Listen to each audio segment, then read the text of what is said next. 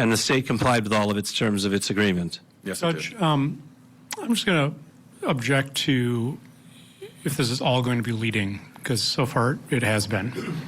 Well, you're going to cross on the area too. So, I mean, it's not a surprise for either side where we're going to go. Sure, I'm not surprised. I just want it to be Mr. Dillard's answers. All right. Go ahead, Mr. Jailmate. Thank you, Your Honor. Mr. Dillard, could you move the microphone a little bit closer because the jury needs to be able to hear what you're saying? Okay. Is this better? That is better. Thank you so much. Okay. Now, tell us about how you first met Mark Jensen. I met Mark Jensen when I first got transferred from prison to Kenosha County Jail for a sentencing hearing. So, and what date was that? That was the 14th of August, And what time of the day was it that you first saw or met Mark Jensen? around 6 p.m. And what happened around 6 p.m.? Where did you see Mark Jensen at 6 p.m.? in cell block I in Kenosha County Jail.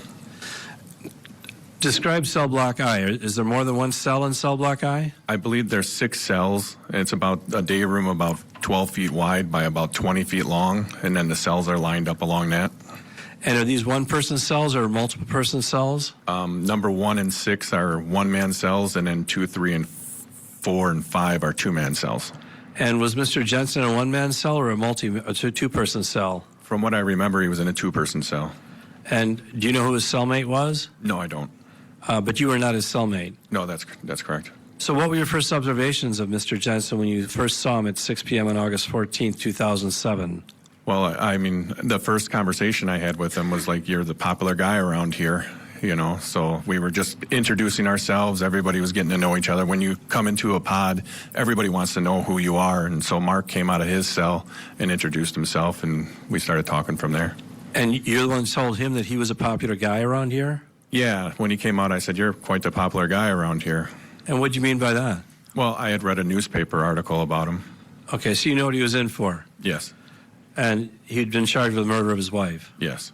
And so after you'd had that conversation with him, did you talk to him at all anymore that evening? Yeah, we did. We talked about the Edward Klug transcript and that he had his bond revoked because he came out of the woodworks and that 9 years later said that he wanted to kill his wife while at a conference. That Mark Jensen had said that to Ed Klug? Yeah, that Ed Klug had testified to that he came out of the woodwork and said that. So when Mark Jensen was talking to you about that, what did he say? Was lying? Yeah, he said Ed Klug was lying. And how long did you and he talk about? Did you and Mark Jensen talk about this? That day we talked probably 2 hours. He had given me the transcripts to read from that testimony of Klug. He gave you the transcript of Ed Klug's testimony from the forfeiture hearing? Yes, And he gave that to you to read? yes, So did you read it? yes, I did. Where was Mr. Jensen while you were reading it? In the day room. So was he talking with you while you were reading it, or he's just letting you read it? I actually took it to my cell and read it, and then came back out when I was done. How much time did you spend reading it? A good hour. And after you read it, you gave it back to Mr. Jensen? Yes, I did. And did you and he have another conversation at that time? Yeah, we did. It was getting pretty close to lockdown, but we had talked about it, and he said, yeah, it's I told him it was kind of crazy that he come out of the woodworks and said this, and I said he's okay if his secretaries didn't testify to corroborate Edward Klug's testimony saying that he said this to them. So did you have any further conversation with Mark Jensen that evening? No, pretty much not. So that evening, Mark Jensen, when the last conversation you had with him before you went back to your cell to sleep for the evening, what was Mark Jensen's position with respect to what Ed Klug had testified about? That he was lying. So then, when's the next time that you talked to Mark Jensen? The next day at around 10 in the morning. And where did you see Mr. Jensen at 10 in the morning? In the day room. And where did you see him in the day room? I saw him sitting, we were sitting at the tables, and then we ended up going in the back of the day room and sitting by the heater. Just you and he? Yeah, just him and I at that time. And did he have any paperwork with him? No. So when you saw him and you sat in the back of the day room at around 10 o'clock in the morning, what did you and he talk about? We talked about the transcripts from Edward Klug's testimony. And how long did you sit there talking with him about Ed Klug's testimony? I'd say a good hour. And what did Mr. Jensen say to you at that time about Ed Klug's testimony? He said that Edward Klug was an attention getter and that he was lying and things like that. And how did you respond to that? I said, well, why would he make it up? And did Mr. Jensen have an answer for that? no, he didn't. He just said he did. He was lying. And so how long did you continue to talk with Mr. Jensen that morning? We had lunch right after that at 11 o'clock-ish. So then after lunch, we came out and we started talking some more. And we were talking about another inmate named JJ. I don't know his full name, but he was a younger kid that was kind of extorting him and taking money from him. Okay, so let's back up and talk about lunch. You said you had lunch at 11 o'clock? Yes. So it's not like you go out to Burger King or something when you're in jail. What did you do for lunch? No, they bring lunch to the day room. And so where do you eat your lunch? Right in the day room or in your cell. And where did you eat your lunch? In my cell. And did you see where Mr. Jensen ate his lunch? I would believe it would be the day room. But you ate your lunch alone in your cell? Yeah. And how long were you in the cell alone for? I'd say 20 minutes. And then what happened? Then I started talking back with Mark again. Had he finished his lunch by that time? Yeah, when he finished his lunch, yeah. So about what time was it that you started talking with Mr. Jensen again? I'd safe to say 11:30. And how long did you talk after 11:30 with Mr. Jensen? Well, off and on, we spoke a lot throughout the day. So I would say another 4 hours throughout the day, 5 hours throughout the day. So that first conversation, the first conversation with you that you had with him after 11:30, where was that? Where were you located when you had that conversation with him? In the day room. Where in the day room? Do you remember? At the tables. And were there other inmates around?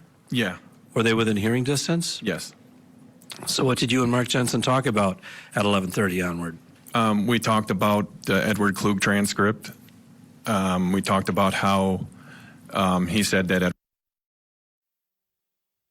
Talked about that, like I said, that younger inmate that was there, JJ, that he was kind of bullying him, taking his canteen, making him put money on his books, things like that. And then we started talking about, it was just, we talked about common people we knew. You talked about people that you both knew? Yeah, he was in the construction business, and I had some construction interests as well. Okay, so there were some people that you knew together? Yes. And so after you started talking about the people that you knew in common from the construction industry, how did the conversation progress after that? It went into trying to find. He was asking, well, he was giving me his defenses in the trial, how he was going to prove his innocence and things like that. So.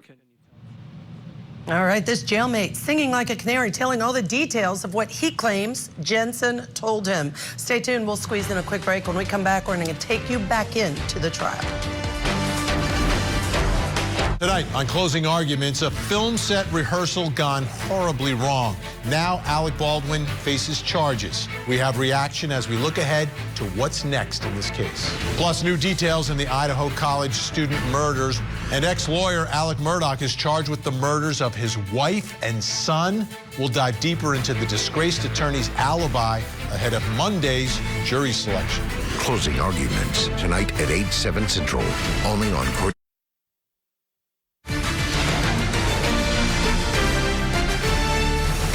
Let's get you back into the courtroom in Wisconsin versus Mark Jensen. On the stand, a jailmate, Mr. Dillard, who is testifying as to what Mark Jensen told him. One of the things he said was that there were pictures of antifreeze inside the house that law enforcement missed. At least that is according to Mark Jensen and what he told Mr. Dillard. Let's go back to court.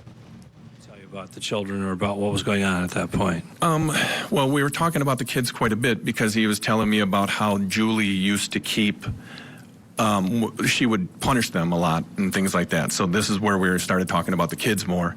And he would say that Julie put one of the kids in one room naked and that he would put the other kid in another room naked and make them stand there. And that when they were on vacation, she would yell at him at the restaurant and make a big scene and things like that. So. And do you know what his point was in telling this? Did he tell you why he was telling you about this? I don't know. If you want my opinion was that he was just kind of. I don't think anyone asked for his opinion. I would sustain that. So, well, did you discern any reason for him to be telling you these things about Julie? No, I didn't understand why he was telling me that way. But he was bad-mouthing Julie at that Yes. point. And so after he'd been bad-mouthing Julie for a while and then telling you that the children were concerned about her and they wanted him to call an ambulance, what happened next then? Well, at that point, I had told Mark that we all did what we did to get here, and, you know, that if you want to find a way around it, you got to tell the truth. And then he said, well, yeah, we all did do what we did to get here, and he started breaking down. He said, I really screwed up when I told Edward Klug that I wanted to kill my wife. So he did acknowledge at that point that he told Edward Klug that I wanted to kill my wife. On the 16th, he did. And what else did he tell you about that conversation with Edward Klug? He had told me that he poisoned her or tried to attempt to poison her on that first day when he was in St. Louis with Edward Klug on that trip, and that she had thrown up all over the house, and he had to come home and take care of it. Did he indicate anything about anything else about that incident where he said he tried to poison her and before he went on that conference? He said, from what I recall, he said that he felt he was bad-mouthing him he got drunk, and that he was bad-mouthing Julie to Ed, and he screwed up when he said that he poisoned her when he was on that trip, and he's glad she didn't die then, or else he would have been really screwed. Okay, well, he said I didn't hear that last part. He said he screwed up. He would have been really screwed if she didn't die if she did die when he was on that trip. Did he say why he'd be really screwed if she Because he mentioned it to Klug that he wanted to kill his wife. So after he told you that he had tried to poison her and that he had also disclosed to Ed Klug that he wanted to kill his wife, did he ultimately tell you that he did in fact kill his wife? Yes. Tell us about that. Tell me how this conversation went when he was talking to you about this St. Louis, this conference that he'd gone to. Well, he told me about it, and then we just kept blending into what he had said he did. During that time, there's another inmate, Dion Hardison, and I was trying to have him listen to it because I thought he was crazy telling me everything that he was doing. So I tried to get Dion to listen, but he wouldn't talk when Dion was around. So when Dion left, he would continue talking to me, and then he had told me about how he would have her buy all his medications and things like that, so it showed that she was doing it, and he was kind of trying to make it look like she was trying to commit suicide.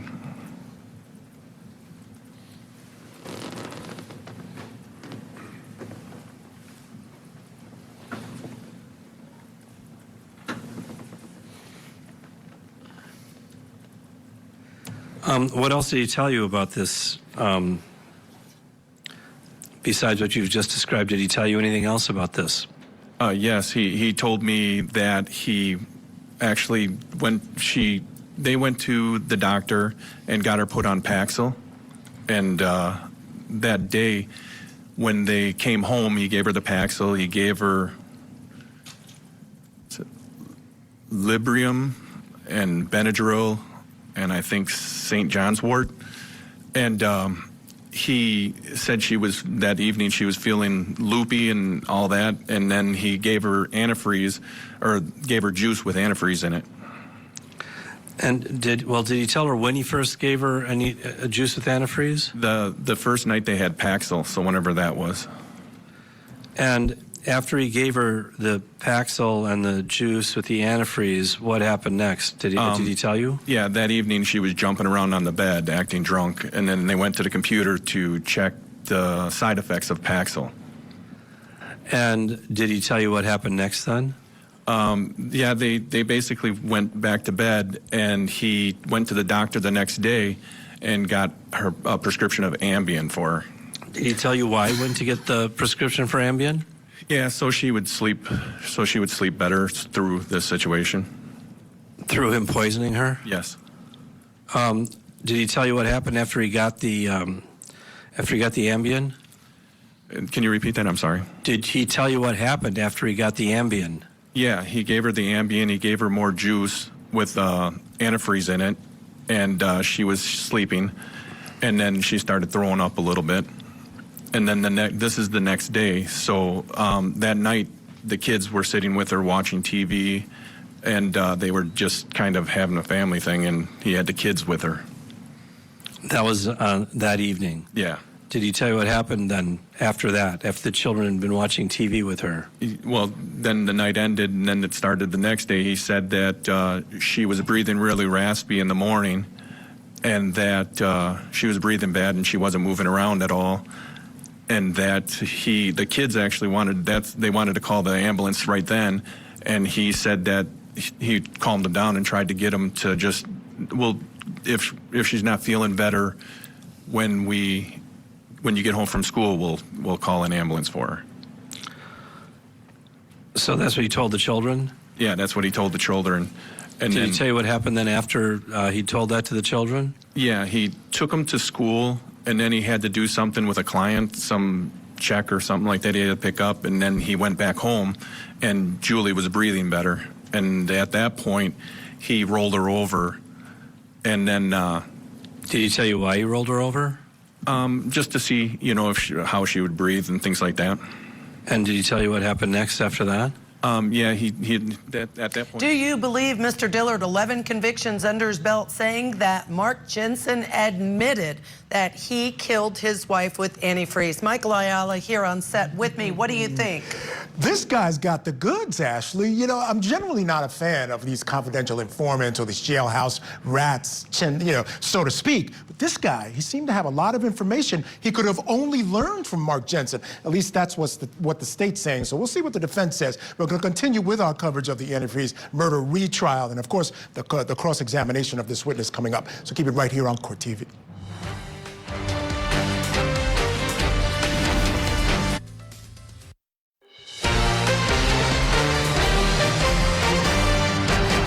Welcome back to Court TV Live. I'm Michael Ayala. Shocking courtroom surveillance video. Rapper Young Thug on trial in Atlanta.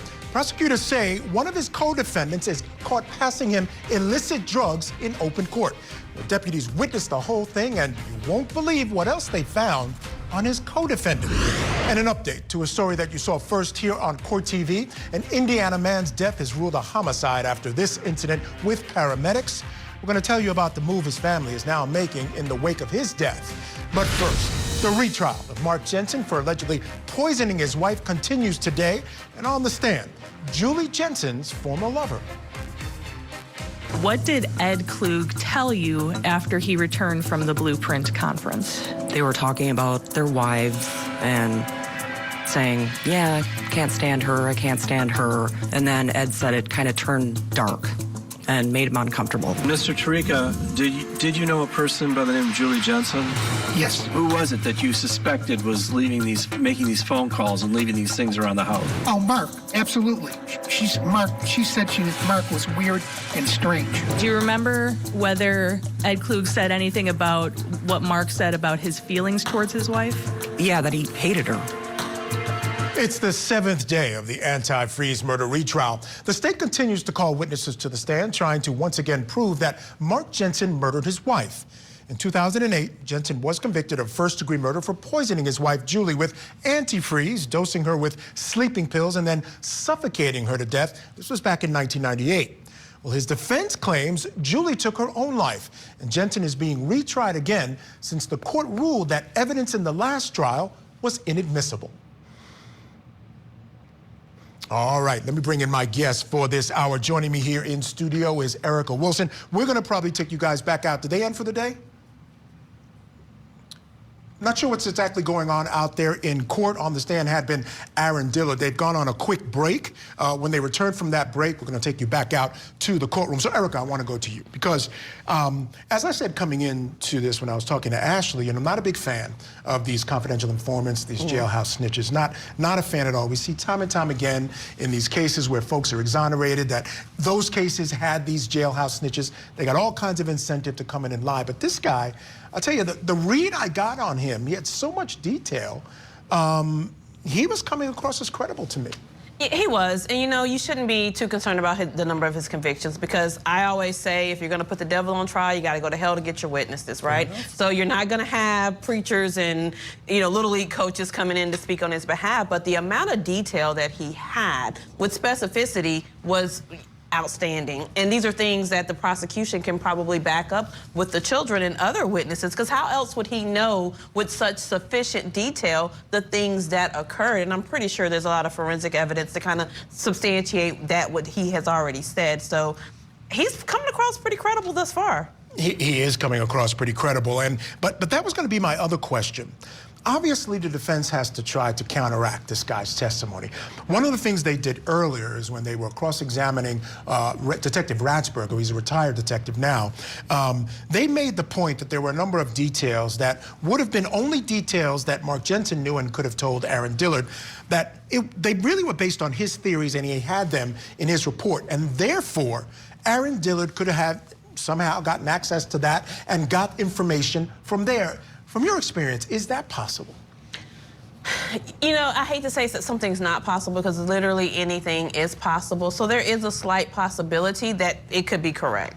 All right. Well, when you look at a situation like this, where you have a guy like this who comes in and testifies, right? We listened to some of the jurors from the 2008 trial, and they said that when they were asked by the interviewer, what was important to you in this case, they said two things. They said the letter written by Julie Jensen, which is not making it into this trial, and the internet searches. We heard about those internet searches earlier today, and as I was listening to that testimony, I said, this is tough testimony to suggest, because it's all sort of intertwined with this pornographic stuff, which we've already seen testimony. This is something he had a fascination with. It's going to be hard to step away from that as a defense. Well, the defense kind of leaned into it, especially with the internet searches, because I'm thinking to myself, unless you can prove to the jurors that it could have been his wife that did the searches, why would you place so much emphasis on some of these things? Because it wasn't, it was pretty bad, some of the things that they were looking at. And so I would not have placed so much emphasis on those particular searches. So the defense is leaning into it, and perhaps that's their strategy, and we'll see if it works. All right. So quickly, what I want to do now is, apparently we thought there was going to be some sort of offer of proof in the courtroom. Looks like that's not going to happen. So right now, what I want to do is take a quick break, and then when we come back, we'll figure out what's going on in the courtroom and have more from you, from in Wisconsin. So let's take a break. We'll be back in just a minute. The life of Alec Murdaugh is bizarre. It is complicated. This great South Carolina attorney is charged with the murders of his own wife and son. Okay, and are they breathing? No, ma'am. Who exactly is this guy? Everybody knows the Murdaughs. It's a household name. A family that is so powerful. Who knows where this thing is going to end? This case needs to be resolved. We need to put this behind us and move on. Murdaugh Family Murders. Live coverage beginning Monday morning, only on Court TV.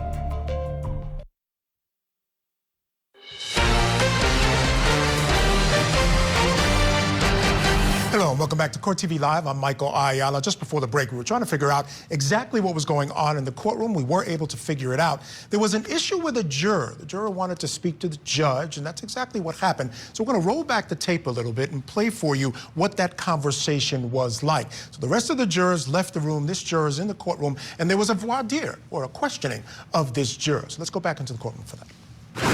Because I don't want you to take any pictures of the juror.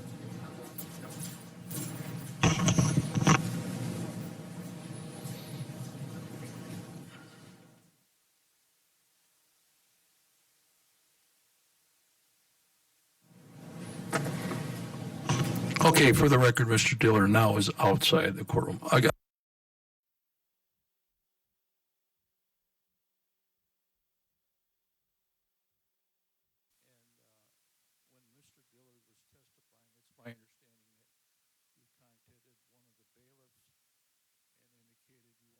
talk to the court, correct? That is correct.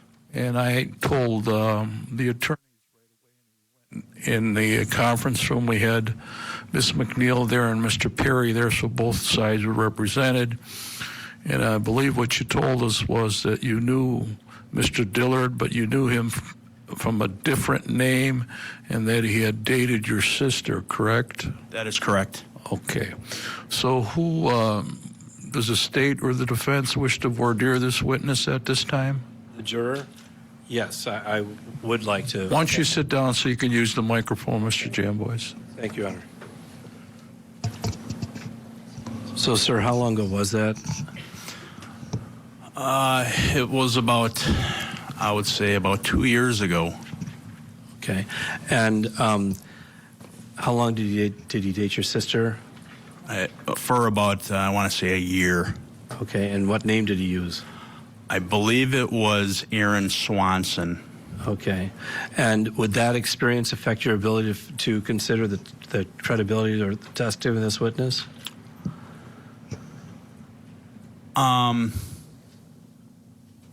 It's a difficult question. His experience, that's all I can say is his experience with my sister. I do not care for this individual. However, I'm taking his testimony and everything I hear as it is, and my job is to be impartial. Do you think you could set your personal views about him aside and just consider the testimony based upon what you hear in the courtroom today? Yes. Then I don't have a problem with this juror serving, Your Honor. Right, Mr. Perry, you want to voir dire? I could just have a second. Just one you second. Need a moment? Yeah.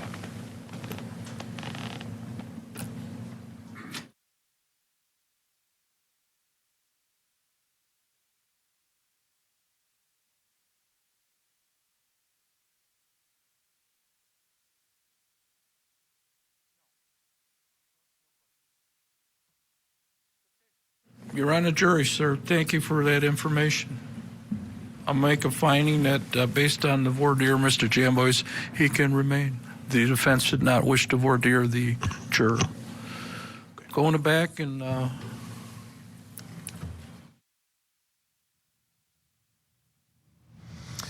All right, so again, this happened a little bit earlier while we were on break. Essentially, as you heard, a juror raised the issue that he knew Aaron Dillard. He was the person testifying there. He was the jailhouse informant, the one that came in and testified that Mark Jensen told him that he did in fact kill his wife and gave him apparently a lot of details about what went on surrounding her murder. Well, this juror apparently knew this guy under a different name, says this guy dated his sister. So the next steps for the court is to determine if that's going to affect his ability to judge the credibility of Aaron Dillard. So the prosecutor asked him some questions. Does he think it's going to affect him? He said no. The defense decided they didn't need to ask any questions. So the judge ultimately said, okay, you're still on the jury. There was no objection by either party. So they believe that he can still remain neutral in terms of determining whether he believed Aaron Dillard's testimony or not.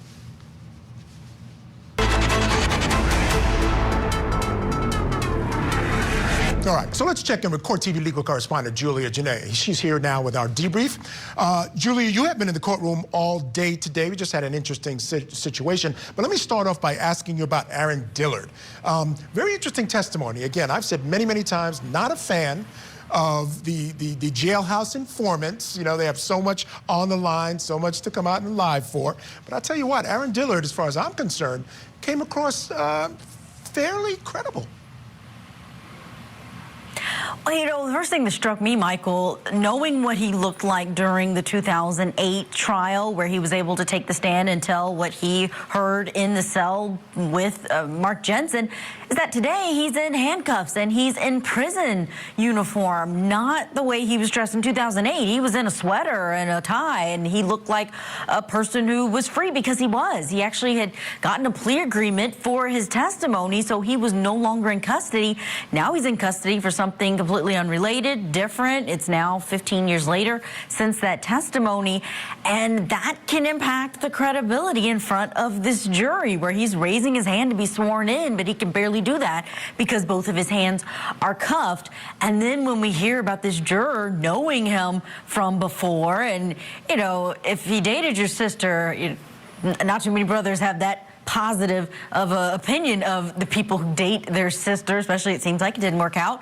So that could be a strike two for this witness on the stand for the state. But I can tell you he is only one of the many jailhouse witnesses who they called back in 2008. It'll be interesting to see how many they put on the stand this time around. It's interesting. I couldn't detect any discernible reactions. We know that this defendant, Mark Jensen, has been very demonstrative in some of his reactions. At least from here, I didn't see him reacting in any negative way as this guy's testifying. Did you see anything or catch anything while in the courtroom? I actually noticed that he wasn't making a lot of eye contact with this witness. He usually seems to be a little bit more into the testimony. He spent a lot of time looking down and writing while this person is talking really about conversations. We already had Edward Klug on the stand who testified about that damning conversation that the defendant had where he allegedly said, here are ways you can poison your wife and get away with it. There are internet websites that you can go to. But here you have a man who's saying, look, I was helping him with his defense. He was talking about these witnesses and saying that Klug is going to be a problem, and I'm glad that Julie didn't die when I first poisoned her back when that St. Louis trip and I talked to Edward Klug happened, because I really would have been screwed, was the testimony today.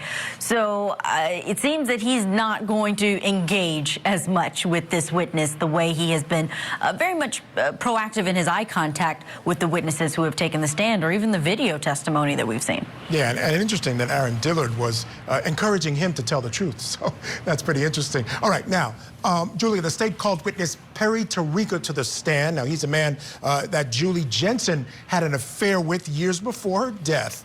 What did you observe about him, since he actually opted out of his face being shown?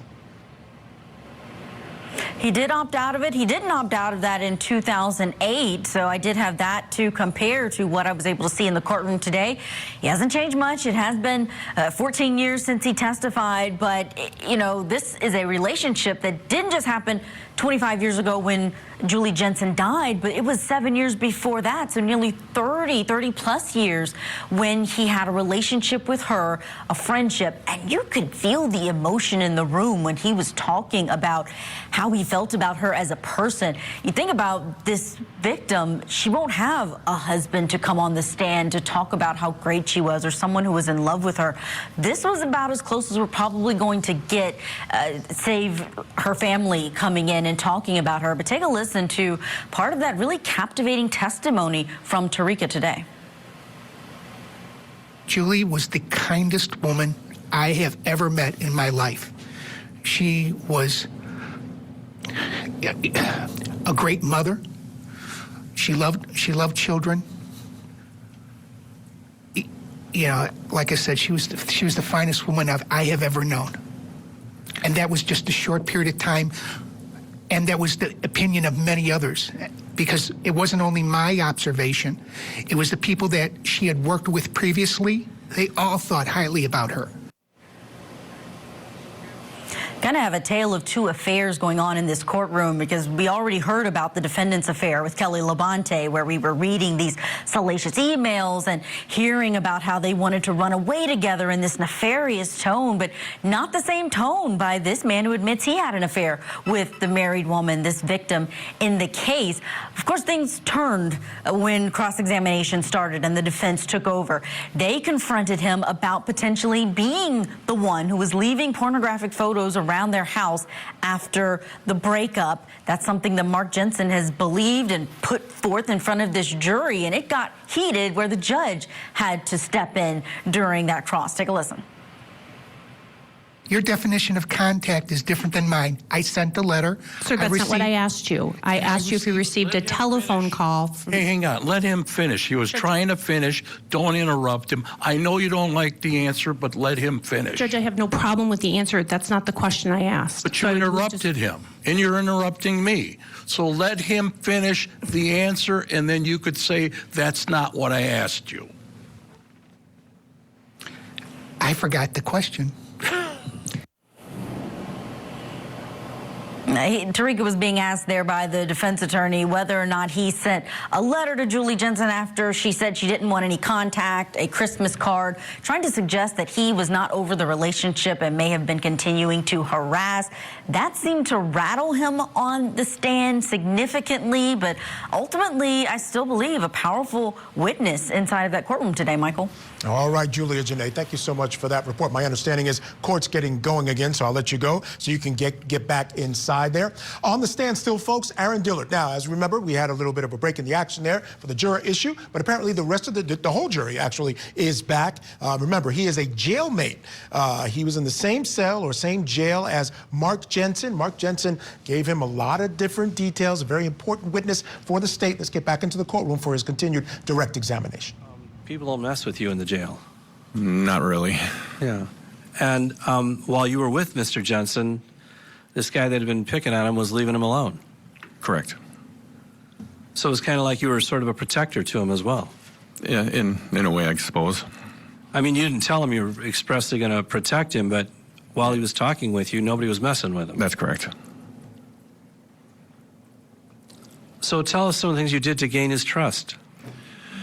Tried to help him with possible scenarios like with the tox screen reports that were supposedly lost. I told him to get the information and try to have your attorney test those samples so that way if the samples don't exist, you can try to throw that evidence out. And that was actually, that was legitimate advice on your part, right? I mean, you thought that was true. Yeah. So in some sense, you were trying to help him. Yeah. Early on. Yes. And at what point was it, at some point you decided instead of helping him, you were going to try to help yourself? When I kind of figured out through our conversations that he more than likely did it, and I pushed him into telling the truth.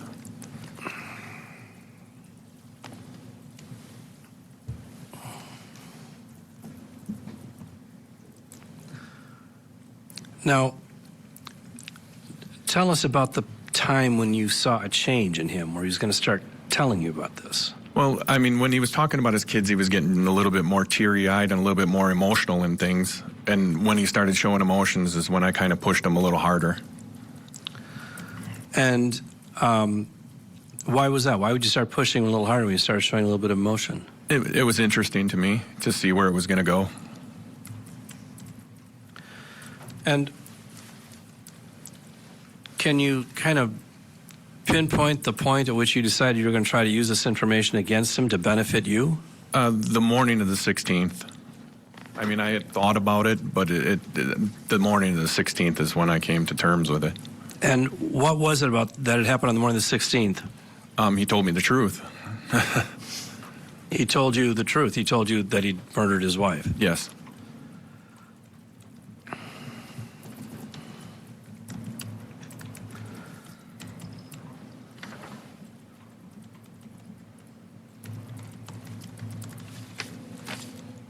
Now, did he tell you anything about the type of Benadryl or the form of Benadryl that Julie was taking at the time in the days preceding her death? Yeah, gel caps. And did he make any remark about the fact that it was gel caps as opposed to liquid Benadryl? Yes, he did. Did he tell you anything? Well, let me think if I can get it right. Did he tell you anything about the difference or the importance of gel caps versus liquid Benadryl? Yes, he did. He said that he laughed at your when you were questioning him. He said that you threw a bottle of gel or liquid caps on the table and said you poisoned Julie with Benadryl and antifreeze, and he was laughing at that fact because he only had gel caps, and there was no way to mix that much antifreeze into into the gel cap or the liquid caps. He told you that I had thrown a bottle of gel caps on the... Or maybe it was either you or the detective were questioning him. Or the detective. Yeah. Okay. And said, you used this Benadryl to, poison her and mixed it with antifreeze. And he laughed about that. Yeah. And instead of thinking it might have been, he was talking about the detective. I believe it was the detective. Sorry. That's okay.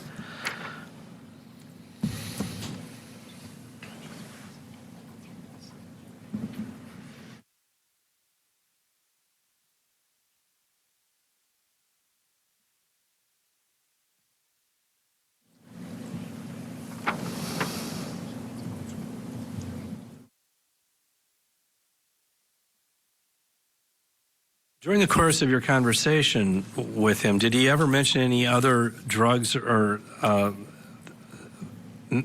substances that Julie was ingesting? Just Librium, St. John's wort, Paxil, Ambien, and I think that's pretty much it. I think that's all he said, from what I remember.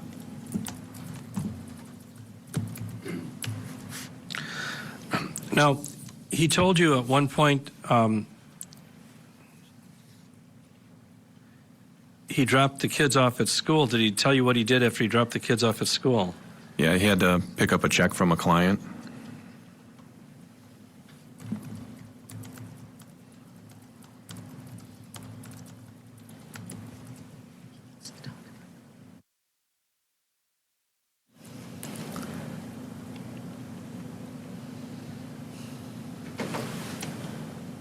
Did he tell you about what happened after he picked up the kids and brought them home?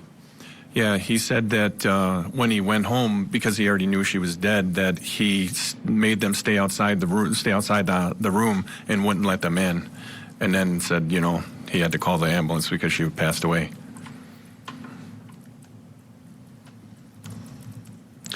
Now, you'd indicated he'd also talked about poisoning her once before. Yes.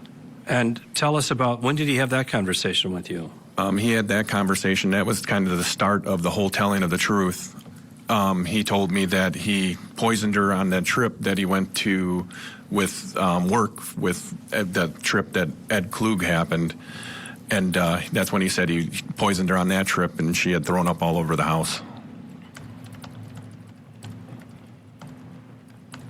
And he said that he was glad that she didn't die on that trip. Did he tell you why he's glad that she didn't die? Because he ran his mouth off to Edward Klug.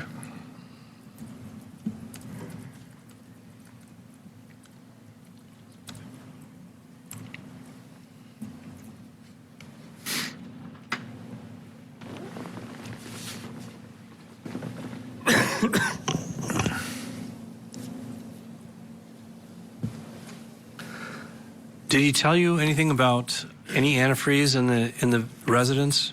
Yeah, he said that there was 2 things of pool antifreeze in his garage that you guys had missed in your pictures.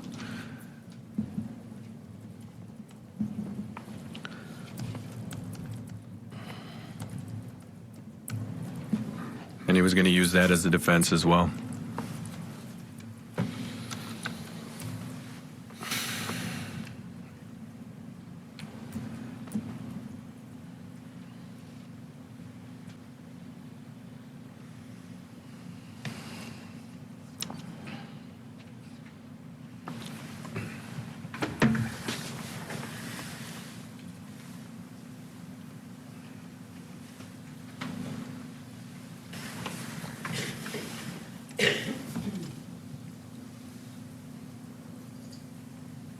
Mr. Dillard, is everything that you've testified to in this courtroom the truth as you know to the best of your ability? Yes, it is. You swear that's true? I swear it's true. I have no further questions. All right, ladies and gentlemen of the jury, there's no way we're going to be able to do the cross today. I don't want to start and have the defense then be at the disadvantage that they have to restart, and it just creates a lot of issues. So you get to go home, but before you go home, I just want to remind you, I'm not going to read exactly the instruction.